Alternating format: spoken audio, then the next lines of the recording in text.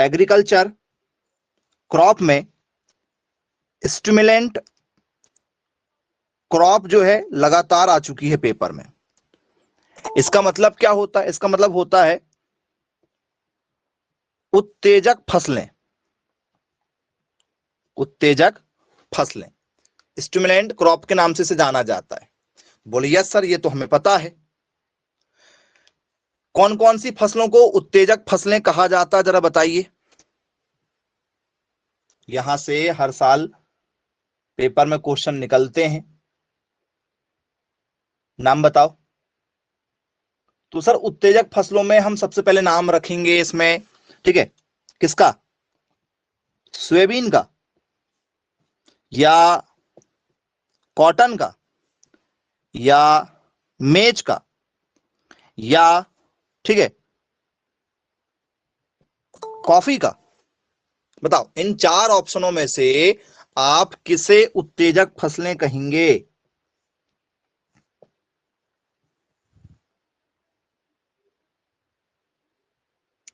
तो बोले सर हम जाएंगे ऑप्शन नंबर डी के साथ में।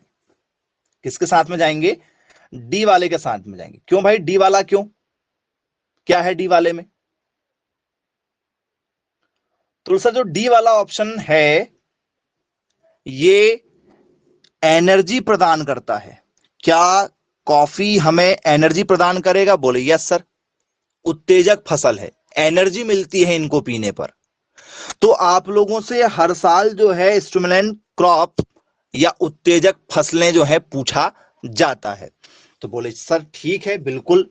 तो पेपर में कैसा क्वेश्चन आया हुआ है उस पर, ठीक है, जरा चर्चा करते हैं। पेपर में जो क्वेश्चन बना हुआ है स्टिमुलेंट क्रॉप पर, उसको आपके साथ शेयर करते हैं, ठीक है। तो जो क्वेश्चन आया हुआ है हमारे एग्जाम में,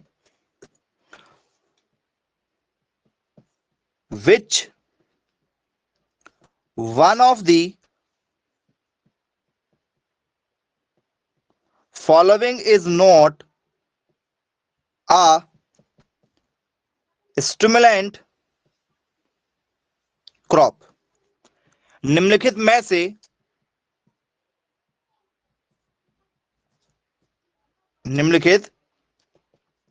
से कौन सी उत्तेजक फसल नहीं है? निम्न में से कौन सी जो है बोले उत्तेजक फसल नहीं है, यह आपको पहचान करना पड़ेगा। तो ऑप्शन दिया गया था आप लोगों को, ठीक है, पहचान करना है। क्या स्टूडेंट्स? सोयाबीन इसका आंसर होगा। क्या स्टूडेंट्स इसका आंसर जो है वो कॉफी होगा? क्या इसका आंसर स्टूडेंट्स जो है हमारा टोबैको होगा? क्या स्टूडेंट्स इसका आंसर जो है वो हमारा टी होगा? बताइए किस आंसर के साथ जाएंगे इसमें?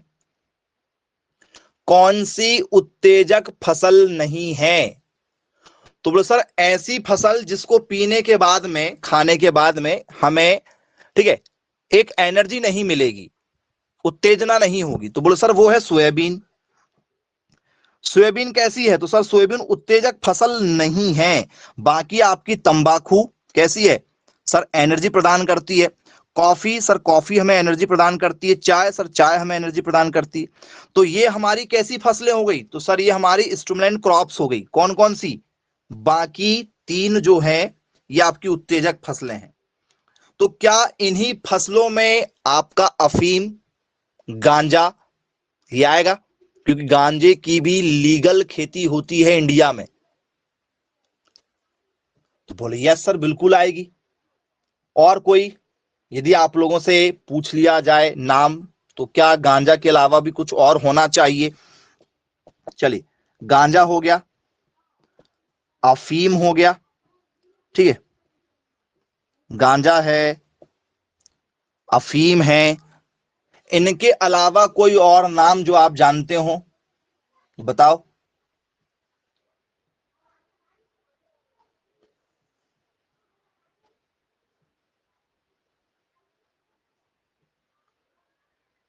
नहीं मालूम इनके अलावा? हैं और भी नाम है। सुपारी, ओके, कुछ लोग सुपारी का नाम दे रहे हैं। तो क्या सुपारी को इसमें रखा जाएगा? भांग। ओके, चलिए एक ने कहा है भांग, बोले यस सर भांग को रखा जाएगा इसमें। और महुआ, वेरी गुड। तो इसमें जो महुआ होता है हमारा, महुआ इसमें आएगा।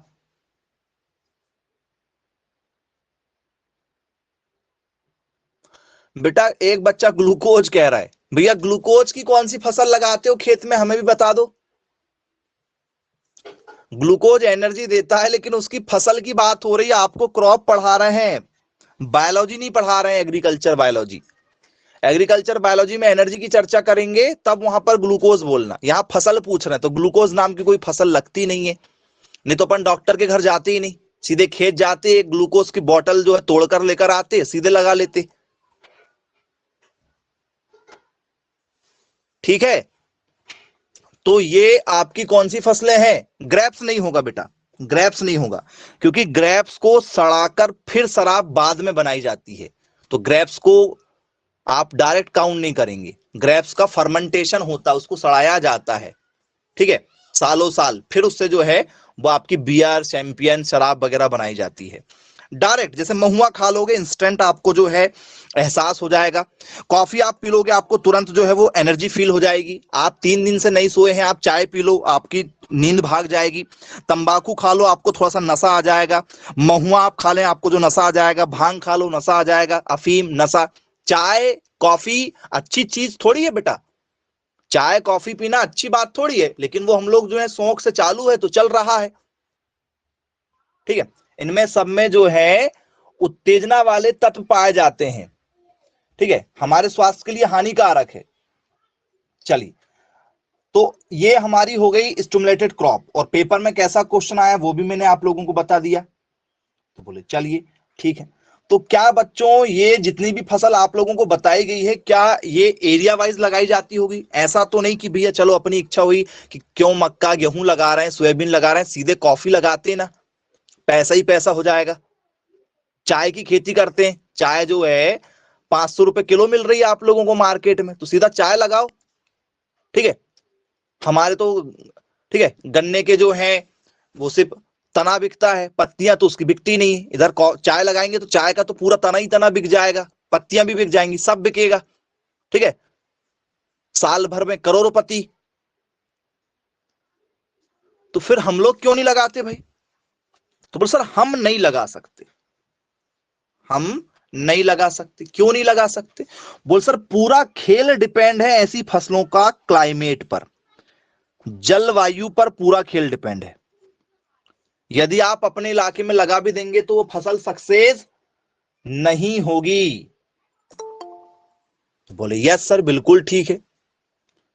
तो जरा मुझे ये बताइए, यदि आपसे जलवायु पूछ लिया जाए, ठीक है, तो इंडिया में कितने प्रकार की जलवायु फिलहाल है? इंडिया में फिलहाल जो है कितने प्रकार की जलवायु चलती है? 1 प्रकार की, 2 प्रकार की, 3 प्रकार की, 4 प्रकार की, 5 प्रकार की, 6 प्रकार की?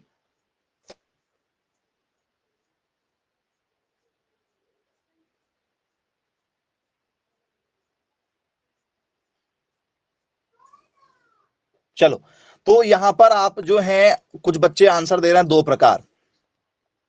2 प्रकार जो है वो आंसर आप लोगों का क्या है, गलत है। 2 प्रकार आंसर नहीं होगा, ठीक है। थोड़ी मेहनत आपको करना पड़ेगा आंसर देने में। 2 प्रकार नहीं होगा। और कुछ यदि आप देना चाहें आंसर में तो बताइए।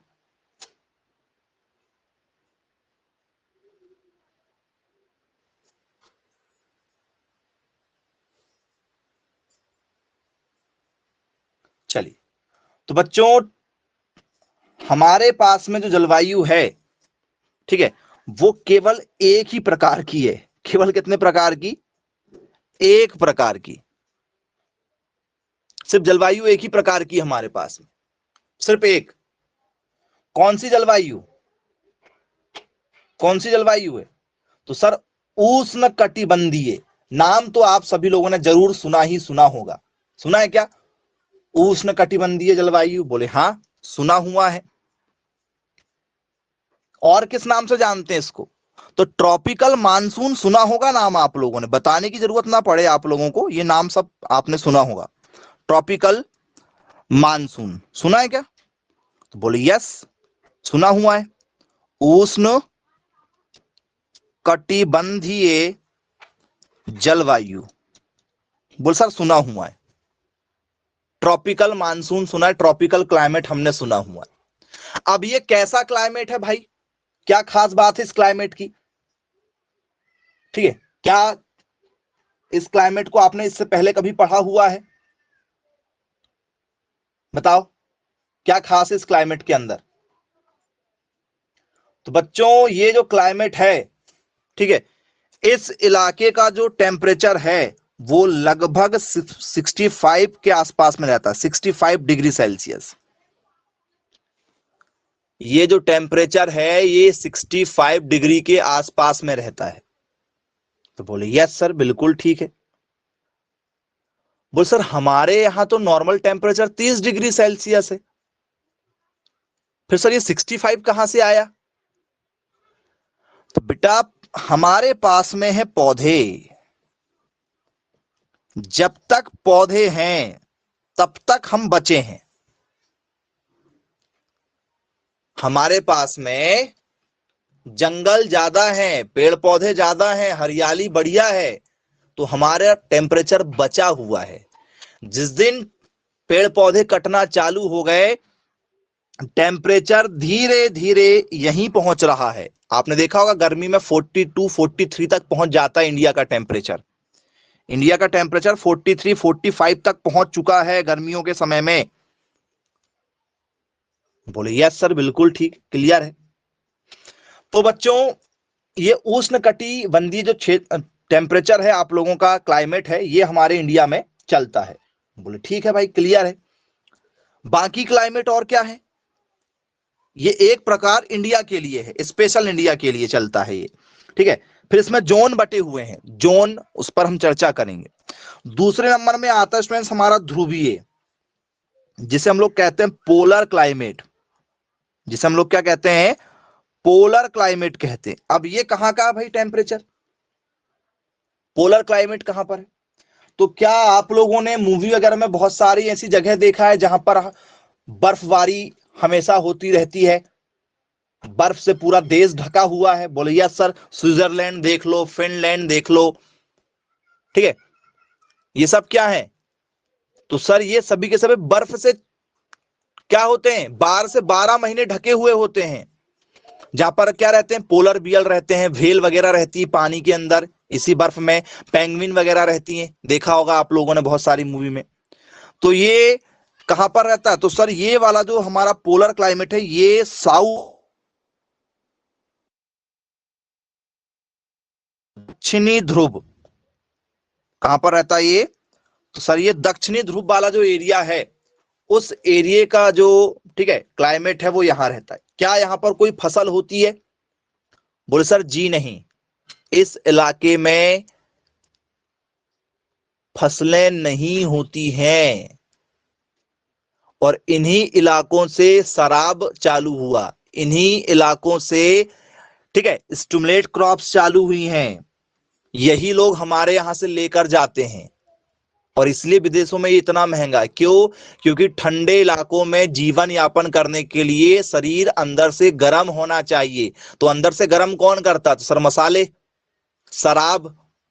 तो ये इन लोगों की देन है। हम लोग आजकल पार्टी में चालू कर दिए, कोई फंक्शन होता है शौक से पिएंगे, मेरी बेटी की शादी है, ठीक है, मेरी बिटिया की शादी है, मामा के बेटी की शादी है, वो इसलिए नहीं पीते, वो किस लिए पीते हैं? वो जीवन यापन के लिए पीते हैं, सह परिवार बैठ के पीते हैं। तुम्हें यदि पीना तो पी के देख लो सह परिवार, ठीक है, यदि पीना तो सह परिवार पिए। बोले सर नहीं पिएंगे क्योंकि हमारा क्लाइमेट वैसा है ही नहीं। फिर और दूसरा क्या होता है? तो स्टूडेंट्स इसके बाद में हम बात करेंगे तीसरे नंबर की। तो तीसरे नंबर का जो आपका क्लाइमेट होता है उसे हम लोग कहते हैं समशीतोष्ण। नाम जरूर सुना होगा आप लोगों ने, समशीतोष्ण। बोले यस, सुना हुआ है समशीतोष्ण के बारे में। इसे हम लोग कहते हैं टेम्परेट क्लाइमेट। इसे क्या कहा जाता है? टेम्परेट के नाम से जाना जाता है। अब ये कैसा क्लाइमेट है भाई? तो फ्रेंड्स, इन इलाकों में ठंडी ठंडी हवाएं हमेशा चलेंगी, हमेशा चलेंगी ठंडी हवाएं। ये ठंडा प्रदेश रहेगा। तो क्या पूरा का पूरा यूरोप जो है, क्या वो ठंडा है? बोल सर, आप यूरोप चले जाएं कहीं भी, हमेशा ठंडा मिलेगा ये आपको।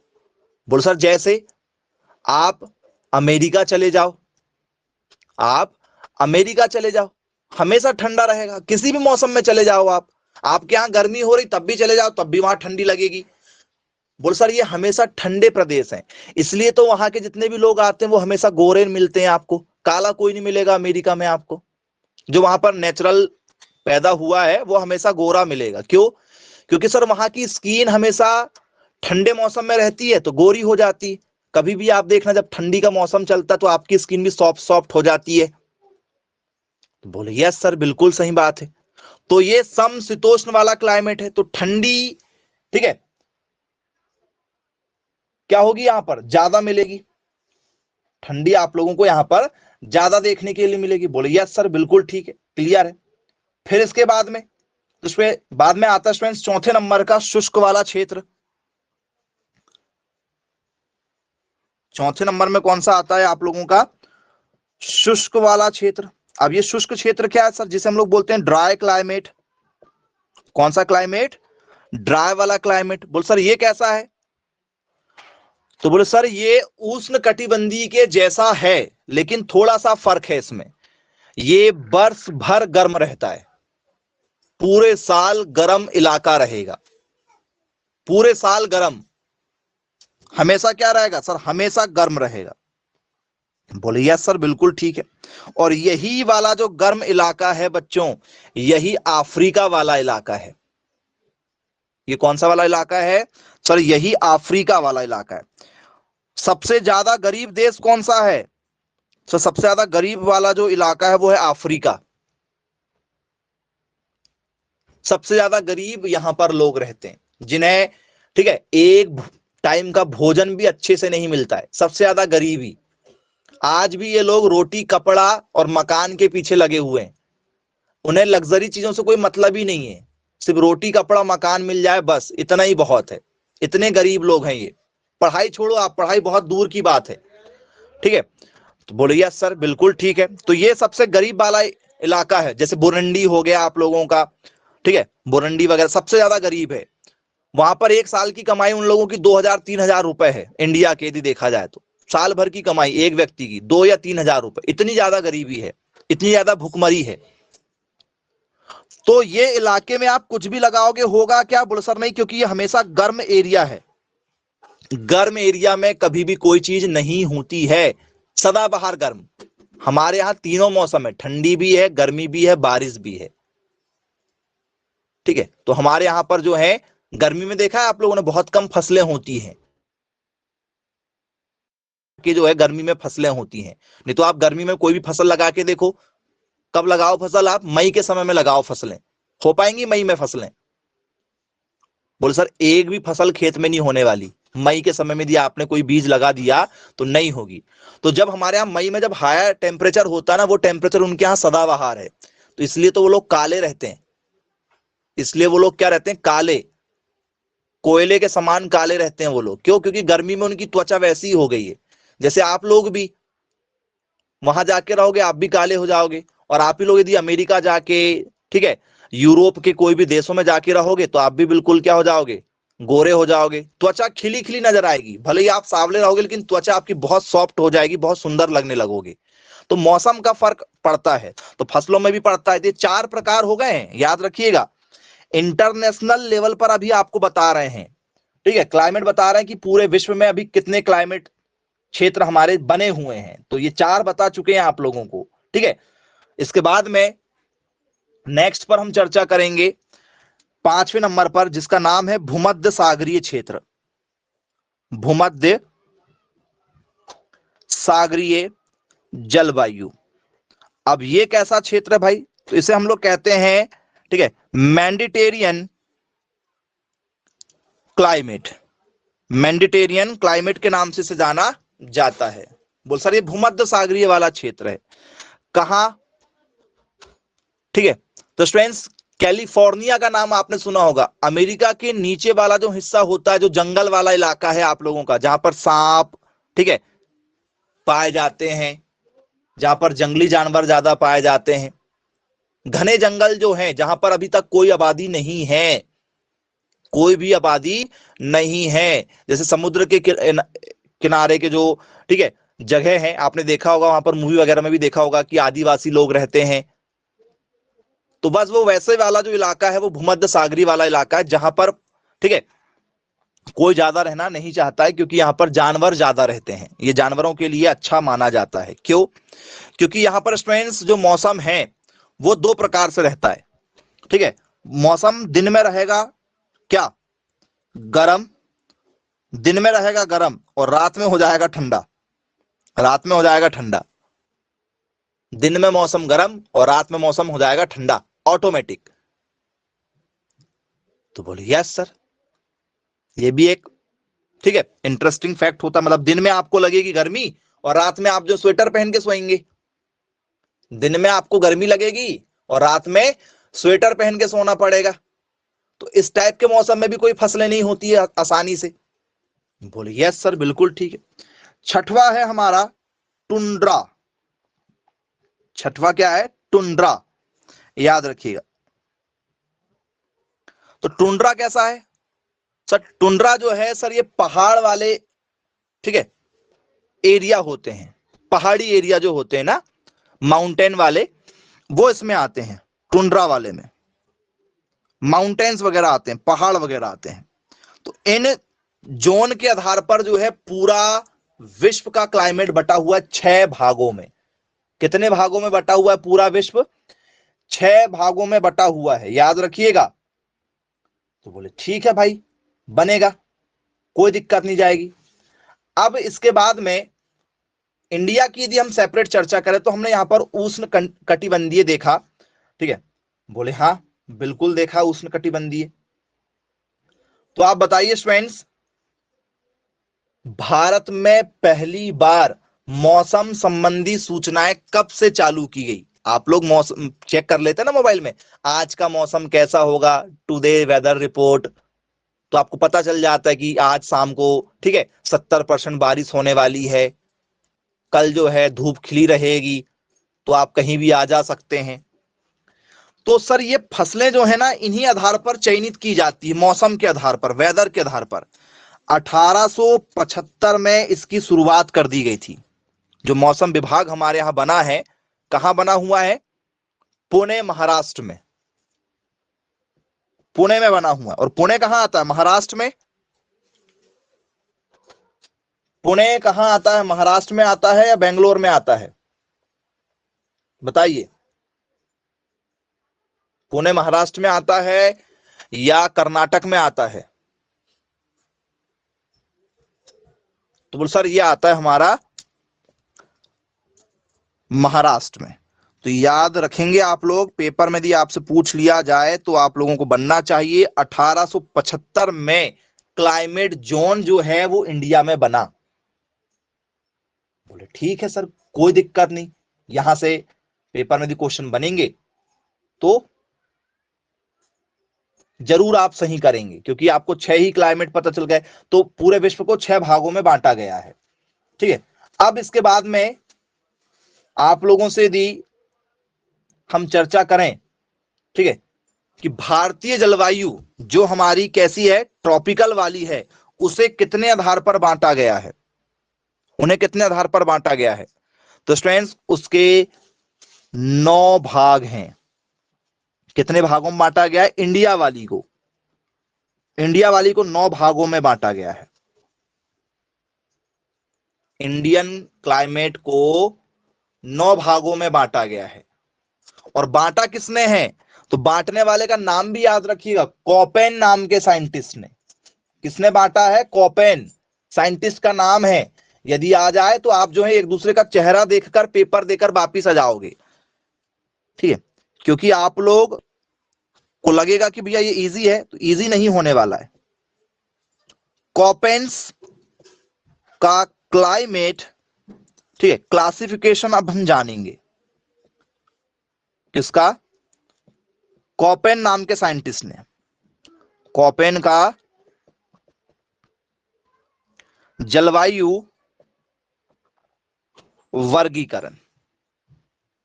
तो कॉपेन ने अपने जलवायु, ठीक है, वर्गीकरण में क्या क्या नाम दिया?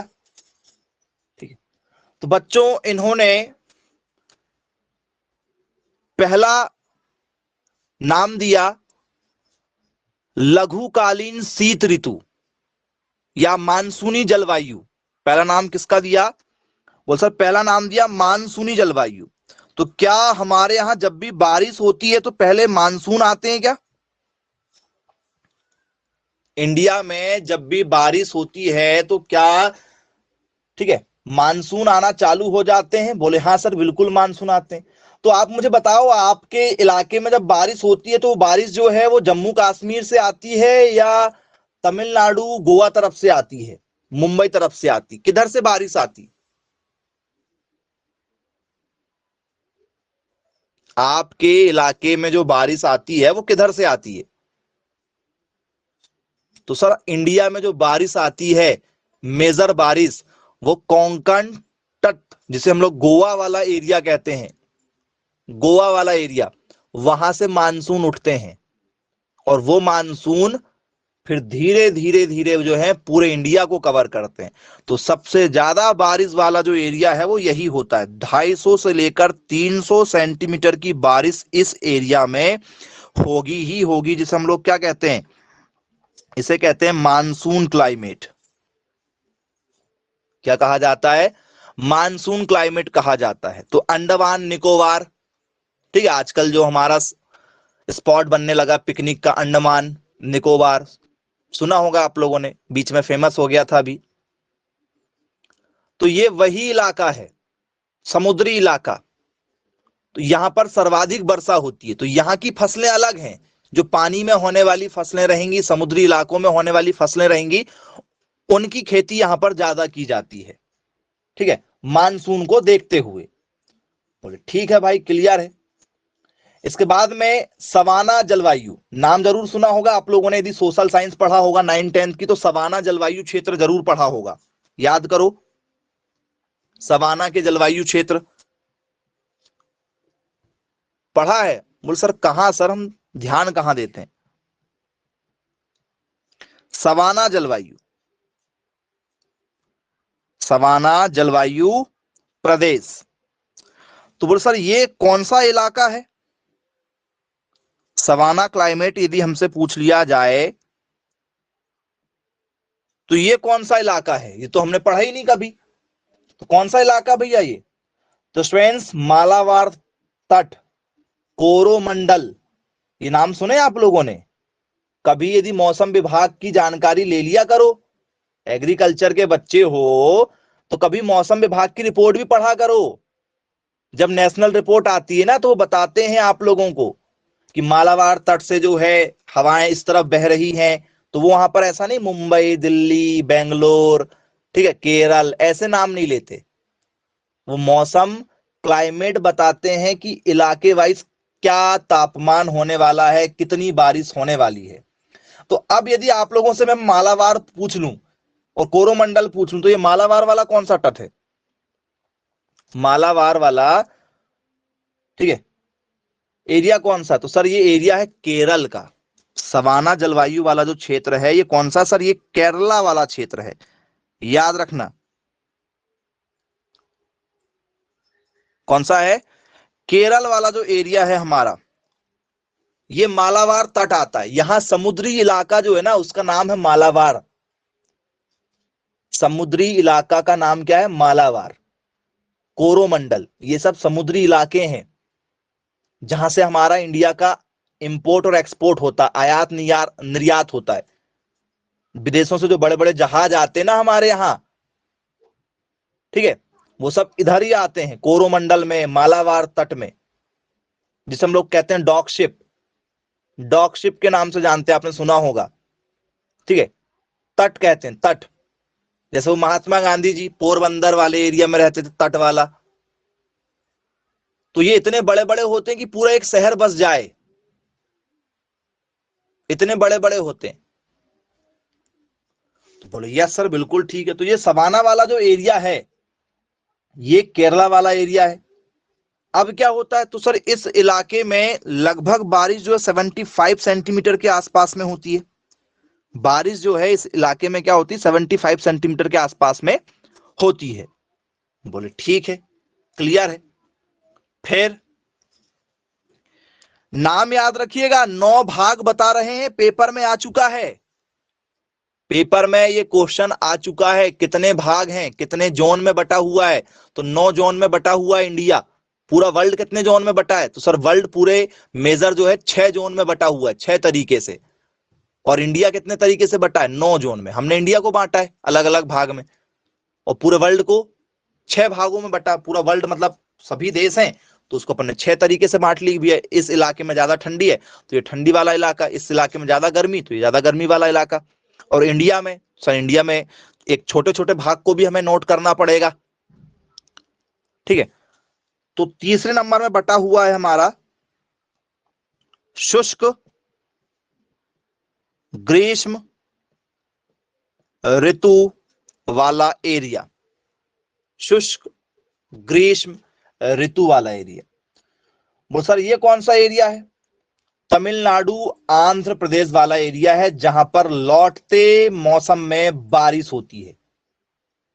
लौटते हुए मौसम में, जब इंडिया के बहुत सारे भागों में बारिश हो जाती है तब जाके लौटते हुए मौसम में बारिश होती है, याद रखिएगा। तो इसे क्या कहते हैं, इसे कहा जाता है ड्राई समर, ठीक है, क्लाइमेट जी।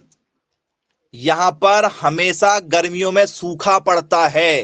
तो आपने सुना होगा नाम कृष्णा नदी और गोदावरी नदी, सुना क्या ये नाम, साउथ की गंगा के नाम से जाना जाता है। बोले हाँ सर सुना तो है। हर बार इसके ऊपर लड़ाई होती है, इसके पानी के बंटवारे को लेकर गर्मी में हर बार लड़ाई होती है। क्यों, क्योंकि गर्मी में यहां पर पीने का पानी भी नहीं मिलता है, इतनी ज्यादा गर्मी यहां पर होती है। और जो पानी बारिश में स्टॉक होगा वही ये नदी में बांध के रूप में इकट्ठा रहता है। अब फिर बांध का बाद में बंटवारा होता है कि पानी हमें चाहिए, पानी हमें चाहिए, ठीक है। तो ये जो इलाका है ये इलाका तमिलनाडु और आंध्र प्रदेश वाला बटा हुआ है। बारिश में यहां पर 75 से 80 सेंटीमीटर के आसपास की बारिश होगी। बोल सर ये बारिश तो केरला में भी हुई थी, लेकिन केरला में समुद्र भी साथ में है, तमिलनाडु के पास में बीचों बीच में आ गया है, ठीक है। और कौन आ गया, आंध्र प्रदेश बीचों बीच में आ गया। अब ये बीच में है, इनके पास में कोई भी समुद्री इलाका नहीं बचा, क्योंकि ये बीच में है। केरला तो लास्ट में था, कॉर्नर में, गोवा लास्ट में था, इनके पास में समुद्री सीमा है। तमिलनाडु के पास में, आंध्र प्रदेश के पास में है क्या सीमा, बोले सर नहीं है, समुद्री सीमा इनके पास में ज्यादा नहीं है। तो ये गर्म वाले इलाके हैं, क्योंकि बारिश बस पे डिपेंड है। उसके बाद में इनके पास में पानी नहीं होता है।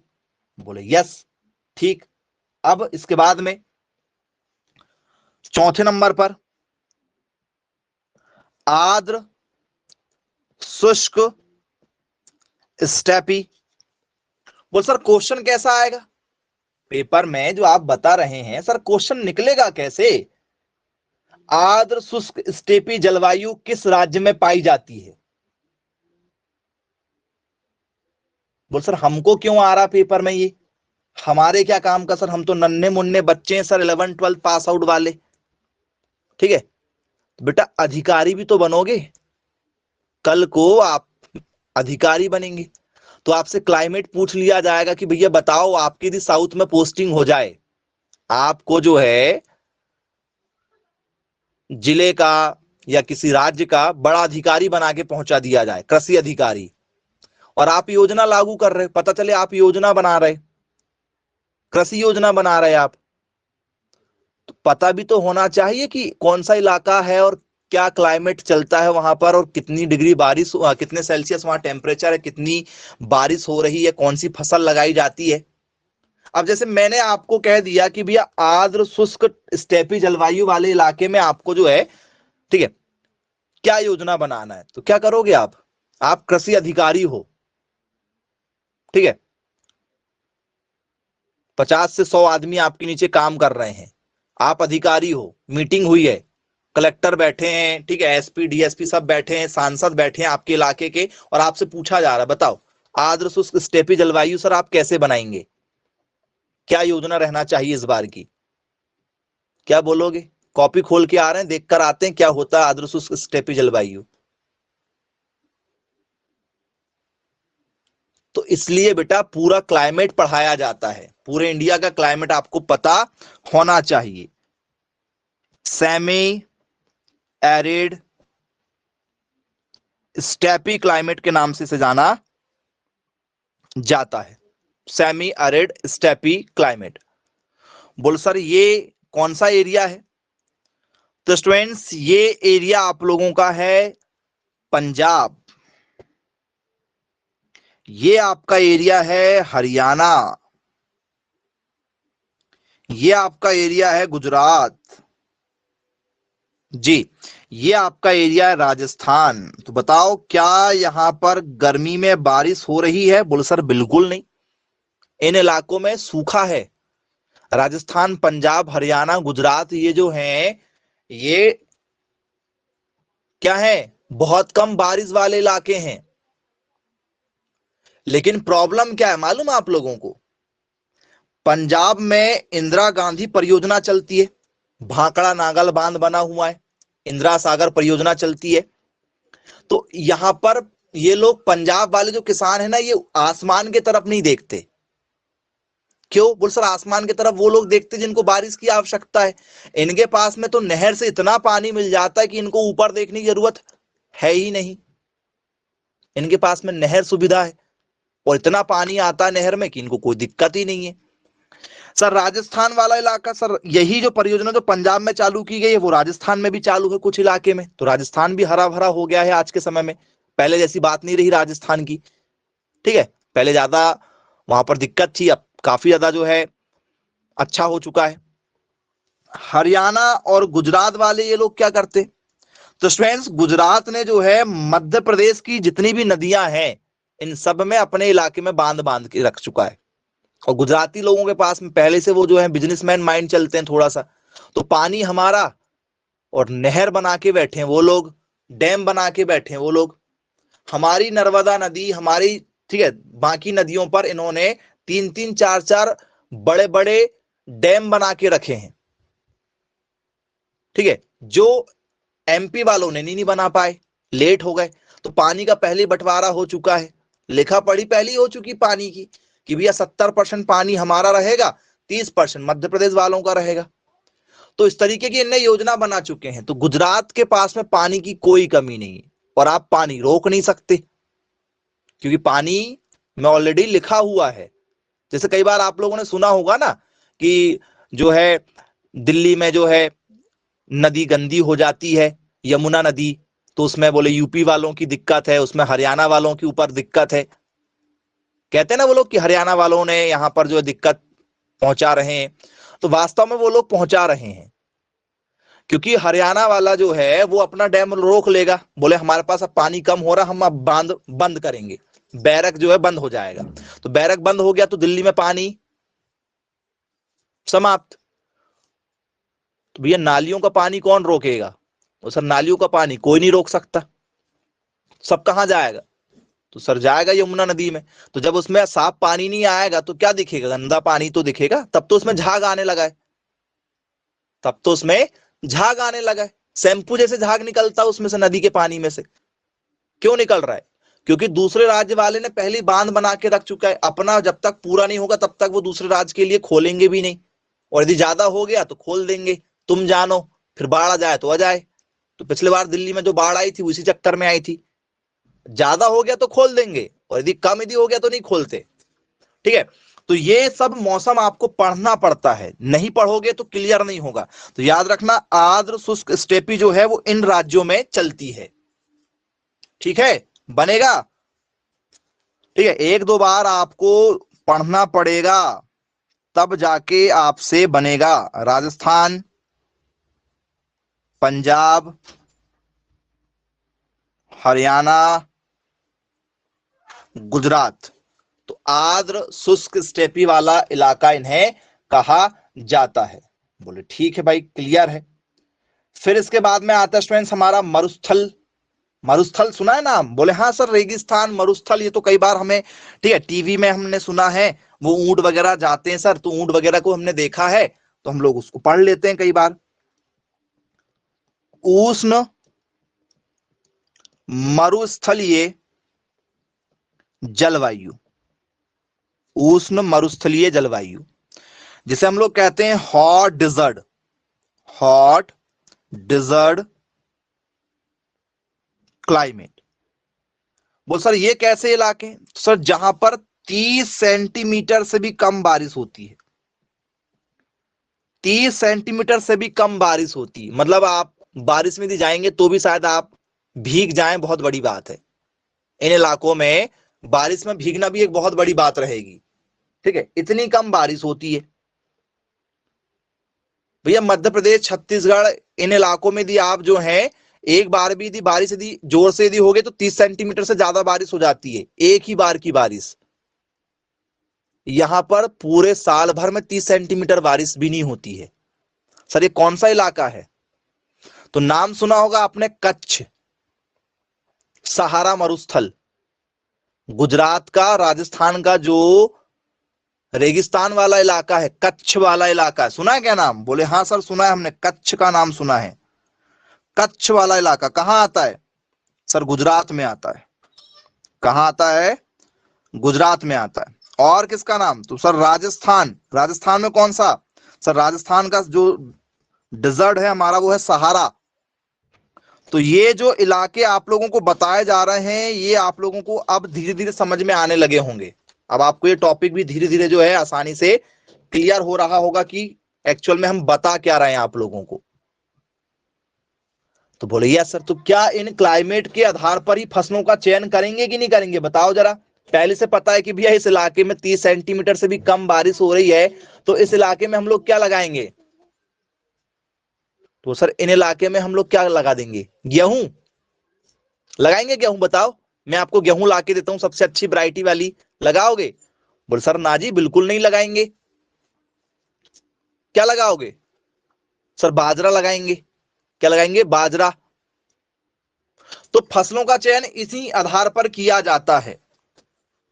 चलिए 5 हो गया। 5 के बाद में हमारा है 6वें नंबर का, जिसे हम लोग क्या कहते हैं? जिसे हम लोग कहते हैं शुष्क शीत, ठीक है, जलवायु। कौन सी?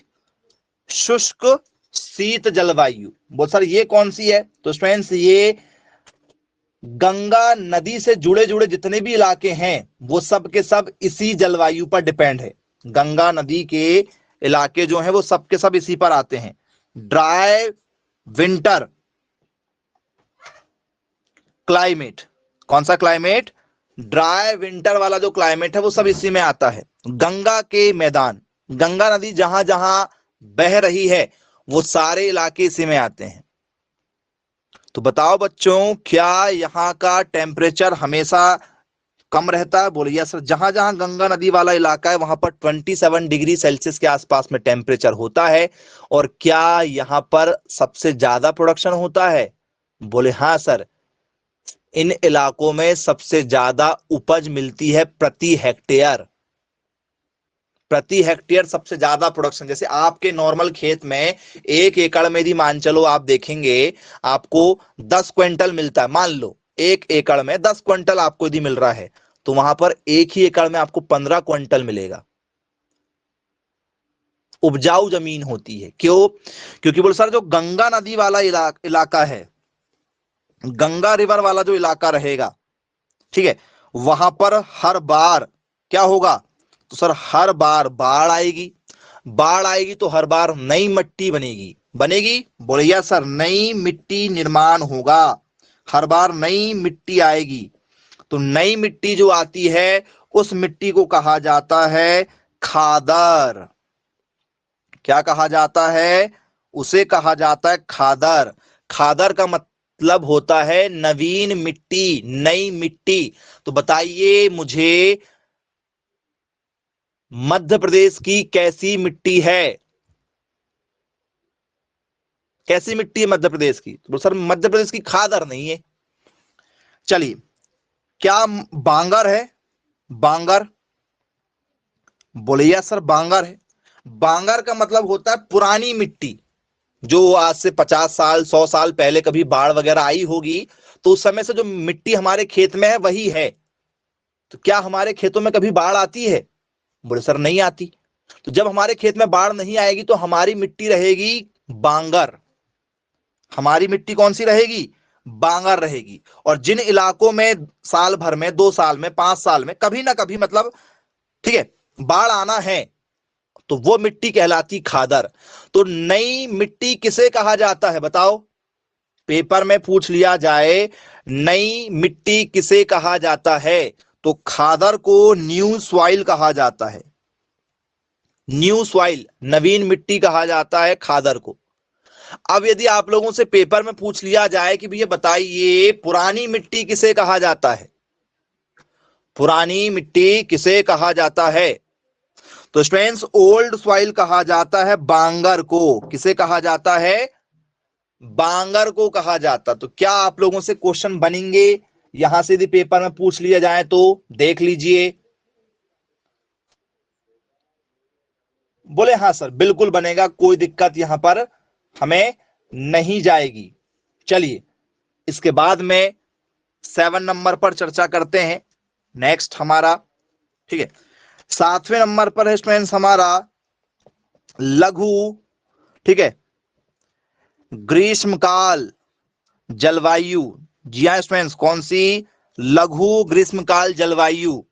तो इसमें क्या होता है टेम्परेचर से? इसमें कोल्ड ह्यूमिड होता है। Cold humid.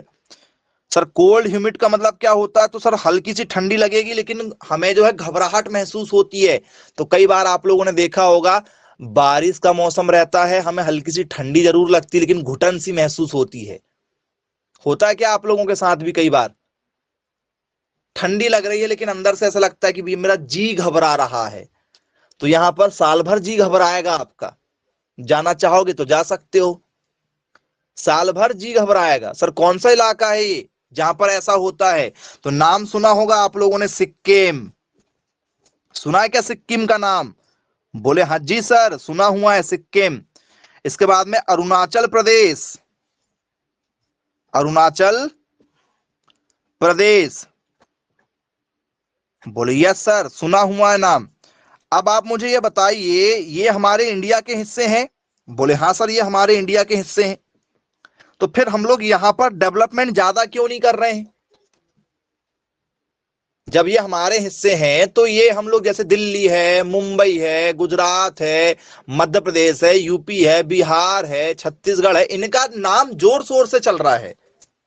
यदि आप देखेंगे तो राजनीति करने वाले भी लोग यहां से आते हैं, ठीक है, इनका दबदबा भी है, पैसा भी इनके पास में है।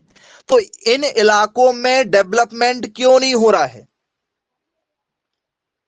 क्यों नहीं हो रहा है इन इलाकों में डेवलपमेंट? तो बेटा कारण यही है कि कोल्ड है, 10 डिग्री टेम्परेचर है, सडनली टेम्परेचर कम यहां पर देखने के लिए आपको मिलेगा। 10 डिग्री के आसपास में टेम्परेचर है, ठंडा इलाका है, ठीक है। और फिर आपने देखा होगा यदि आप ज्यादा काम करोगे तो ह्यूमिडिटी हो जाएगी। ह्यूमिडिटी हो जाती है ना, घबराहट महसूस होने लगेगी। तो इलाके के आधार पर ही डेवलपमेंट होता है। ये टॉपिक आपको बताया जा रहा है, हो सकता है कि आपका थोड़ा सा इंटरेस्ट इसमें जो है कम नजर आए, ठीक है, लेकिन ये टॉपिक आपको क्लियर होना चाहिए, क्योंकि जैसा वातावरण रहेगा वैसा ही आपका स्वरूप बनेगा, वैसे ही आपके इलाके का प्रोडक्शन होगा। पूरा खेल वातावरण का है। जैसे मान चलो ठंडा वातावरण है तो आप देखना आपकी इम्यूनिटी भी बूस्ट हो जाएगी, आपका पढ़ाई में भी मन लगेगा, सब कुछ अच्छा रहेगा। यदि वातावरण बिल्कुल क्या है आपका, ठीक है, 25 डिग्री से 30 डिग्री के आसपास में होगा तो आप सारे काम करेंगे, बीमार भी बहुत कम पड़ेंगे। वहीं पर टेम्परेचर बढ़ने दो, गर्मी में आपसे काम भी नहीं होगा, आपसे खाना भी नहीं खिलाएगा, उसका टेस्ट भी नहीं आएगा, ठीक है, फसलों का प्रोडक्शन भी नहीं होगा, कोई काम नहीं होने वाला, बीमार भी बहुत ज्यादा पड़ोगे। और ठंडी हो जाए तो सर ठंडी में भी बीमार पड़ेंगे। काम तो ज्यादा हो सकता है, लेकिन हम जो है रजाई से बाहर निकलेंगे तब तो काम हो पाएगा। ठीक है, तो मौसम का फर्क पड़ता है, किसी भी देश की प्रगति में मौसम का बहुत ज्यादा फर्क पड़ता है। इसलिए आप लोगों को ये क्लाइमेट वाला टॉपिक पेपर में पूछा जाता है, और ये टॉपिक उन्हीं बच्चों से बनेगा जो थोड़ा बहुत पढ़ के जाएंगे, अदरवाइज आपके किसी भी 11th-12th की बुक में आपको ये नहीं मिलेगा। ठीक है, इसके बाद में आता है हमारा टुंड्रू। तो हमने यहां भी टुंड्रू रखा हुआ है, देखो टुंड्रू। ठीक है, जलवायु हमने भी रखा हुआ है, टुंड्रू जलवायु। कौन सा इलाका है इंडिया का टुंड्रू वाला, बताओ इंडिया का कौन सा इलाका टुंड्रू वाला है? तो बच्चों, लेह लद्दाख का नाम सुना आप लोगों ने? हिमाचल प्रदेश, लेह लद्दाख, कश्मीर। बोले यस सर। यहां का जो टेम्परेचर है वो लेस देन 10 है, 10 डिग्री से भी कम। दिन में ठीक ठाक रहेगा, रात में टेम्परेचर गिर जाता है। यहां पर इन इलाकों में दिन में टेम्परेचर तो ठीक ठाक रहेगा, लेकिन रात में टेम्परेचर जो है वो कई बार क्या हो जाता है, गिर जाता है, बर्फबारी हो जाती है। आपने कई बार देखा होगा, अच्छा खासा मौसम रहता है। ठीक है, शिमला गए हैं, कुल्लू मनाली घूमने के लिए गए हैं, पता चले जो है बर्फबारी हो गया, भूस्खलन हो गया, पूरी रोड जो है वो टूट चुकी है। होता है ना अक्सर। ठीक है, नदी वगैरह में बाढ़ वगैरह आ गई है, भूकंप टाइप की स्थिति बन गई है। ठीक है, कुछ लोग मलबे के नीचे दबे हुए हैं, मरे पड़े हुए, ऐसा भी हुआ है कि घूमने गए हैं वापिस ही नहीं आए। तो ये वैसे ही इलाके हैं, क्योंकि यहां पर मौसम का कोई भरोसा नहीं है। और इसी के कारण से आप लोगों ने देखा होगा कि जब भी आप किसी भी रेलवे स्टेशन में जाएं तो उसमें लिखा रहता है समुद्र तल से इतनी ऊंचाई पर। लिखा रहता है कि नहीं लिखा रहता है? वो क्लाइमेट इंडिकेट करता है कि तुम सुरक्षित हो, वो क्लाइमेट इंडिकेट करते कि तुम ठीक ठाक जगह में हो, तुम समुद्र तल से इतनी ऊंचाई पर हो, तुम्हारे तरफ कोई दिक्कत नहीं आने वाली है। याद रखिएगा, किसी भी रेलवे स्टेशन में आप देखना, आपको जरूर मिलेगा। तो क्लाइमेट बहुत ज्यादा जरूरी है। ये इलाका समझ में आ गया, जम्मू कश्मीर वाला इलाका है, लेह लद्दाख वाला इलाका है, हिमाचल वाला इलाका है, हिमाचल प्रदेश वाला इलाका है। ठीक है, तो बोले यस सर बिल्कुल ठीक है, हिमाचल प्रदेश का इलाका है। फिर हमारा आता है कौन सा इलाका? तो हमारा लास्ट इलाका ध्रुवीय वाला। तो सर ये तो उसमें भी था, किसमें? इंटरनेशनल वाले में। तो पोलर क्लाइमेट इंडिया में कहां है जहां पर हम कोई भी फसल नहीं उगा सकते, हमारे उस इलाके में कुछ भी नहीं होता है? तो बताओ, हिमालय वाला जो इलाका है, हिमालय की पहाड़ी सुना है आप लोगों ने? बोले हाँ सर हिमालय सुना है, हिमालय पर्वत। हिमालय वाला जो इलाका है वहां पर हिम है, हिम बर्फ। हिमालय नाम इसलिए पड़ा उसका। हिमालय क्यों कहते हैं?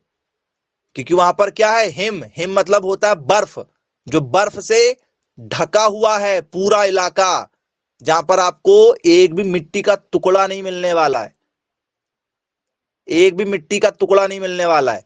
वो इलाका है आपका बर्फीला वाला। तो क्या इंडिया में वो हिमालय है? बोले यस सर, हिमालय वाला एरिया है।